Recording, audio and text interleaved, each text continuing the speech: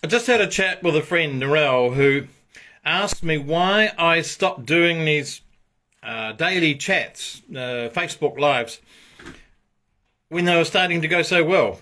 And quite a relevant question. I didn't like the question because the answer I didn't like, actually. So I started doing them, about 3-4 months ago, I think.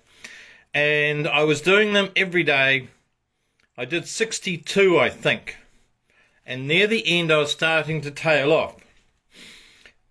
And when I started, I was just in a buzz. I just loved doing them.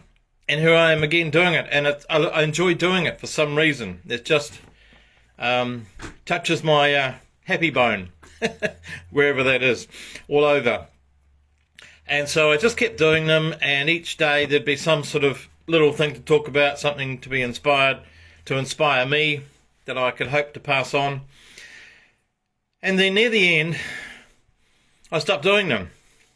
And so there's always outside circumstances we can blame on why we stopped doing things. I mean, I came from New Zealand to Australia, and there's all that drama of flights and rah-de-rah-de-rah, and I came here, had an interesting tenant whose son threatened me with violence and all sorts of things. So it was a little bit tense for the first week I was here. And so there were lots of things going on and lots of adjustments. And the other thing was that I had decided to start doing fortnightly email campaign, which is to promote my books. And that meant a huge learning curve in terms of technology. And there was probably about a dozen different websites that I had to master. And lots of trial and error, and probably more error and a lot of trial for my little brain. So that was going on. At the same time, I'm also setting up an online training courses for writers. So, and then I got asked to work, so I'm working 2 days a week as well, back to training, teaching. So I can always use the outside world as an excuse. This happened, and so therefore I stopped. This happened, and da-da-da. There's always a reason. However, the reason outside doesn't happen unless the reason's in here. And so I'm examining what started the outside, because something in here said, you've done 62 of these, and let's just tail it off, and it's sort of like the energy's falling away. So I think it was my third to last one, or might be the second to last one. It was about suicide, which I had been contemplating the day before because of the violence that was threatened. And so I talked about suicide, and the other 2 times that I have seriously contemplated it. And that particular Facebook Live touched a lot of people. So I had a huge response to that. So I put them onto YouTube, onto Rumble, and another one that I can't quite remember at the moment. But the Rumble one in particular seemed to go to a lot of people, and I got a response. For example, there was a young woman in Macedonia, I think it was, somewhere. I think it was a Russian state, and I think it started with M. And I won't say any more about identifying her, but she was in a very bad situation. All sorts of things were going on there with her family and with the community and the poverty, and she had been contemplating suicide. And so she somehow saw my video on Rumble and thanked me for changing her mind. She decided not to. Now, I don't know if that was the thing that's triggered me. But sometimes we start things, and they really start to work as per our dream. And then we cop out, as I did. Because, I don't know, maybe it got too much. That it's sort of nice in theory when we're doing stuff in the world, but when we start affecting people's lives, when we start actually making a difference. So in a sense, my video stopped somebody committing suicide. And that really touched me. I was in tears for quite a few different periods after that about it. So I don't know if that stopped me going any further, because the possibility, I'm playing with it right now, is that it was like, oh my gosh, I didn't think what I'm doing is going to have that much of an effect. I don't know if that made me pull back. But there was something that made me pull back, because I did pull back. And nobody else made me do it. And it's so often the way that when we set out to do something, we have this wonderful dream of changing the world, or doing something good, helping somebody. But when the rubber hits the road, as they say, when something actually happens from our activity, whatever our project is, it can be a real challenge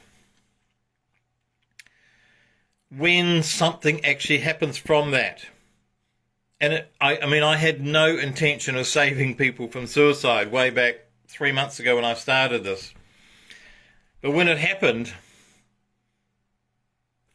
something went, oh gosh. And so I stopped doing it. And so the other thing that's happened, I think, is that I had started setting up an online training course. And I had read and seen lots of videos, and apparently the thing now is Reels, not these 20-minute videos, this is usually about 20 minutes, but 1 minute videos, which go onto Instagram and all sorts of other places. And the logarithms of the internet love them, and people love them. And so I thought I needed to do that. And I struggled with that, and I've been struggling with it for 3 months now. I just can't get myself to do them. I did one, and yeah, I'm not that pleased about it. So I did that, and I realised today that's not who I am. I was trying to fit my square person, or my whatever shape I am, into a different shape hole. The hole that the internet has created that is supposed to be the way things work better. And so they have these algorithms and whatever it is people want to follow. So I was trying to fit myself into something that didn't fit. I find it really easy to speak for 20 minutes. I can speak for 2 hours, no problem at all. No notes, no nothing. It's just the way I'm built. Ask me to speak for 1 minute, I can't do it. And it's the same with writing books. I can write 80,000, 100,000 words. It takes a little while. And I love doing it. And I can do it. And I've done it at least 20 times. But ask me to write a synopsis of my books, or a writer bio, which is like 500 words, I really struggle. And I've realised that that's kind of who I am. I'm the 20-minute talker, or the 2-hour talker, or the 80,000 word writer. I'm not the 50-word writer, or the 500, or the 1-minute speaker. And so I've made the bold decision not to do Reels, because it doesn't fit with who I am. And that's a huge weight, because I had those Reels in my head, like I must do these. And I could not get myself to do them. And they were kind of in the way of doing this, talking to you for 10 minutes, 20 minutes. And that's another reason why that got in the way. So sometimes the things that get in the way are the things that we're trying to make ourselves be who we're not. Trying to make ourselves popular by whatever social engineering, if you like, stuff that's going on, rather than just doing what we blooming like doing, who we are in our own way. So I'm not sure why these stopped, but there are some possibles there, and that might be why things have stopped for you. If you've started projects, maybe they've been too effective, and that sounds stupid, but once we get to be too effective, we go, oh, that's too much. Or are we trying to do something that others have prescribed for us, but it doesn't fit for us. And so we stall. So that's my little talk for today. My little self-discovery, because as I'm talking, it's coming to me why I did stop. So thank you for being there. And so I wish you, what do I wish you?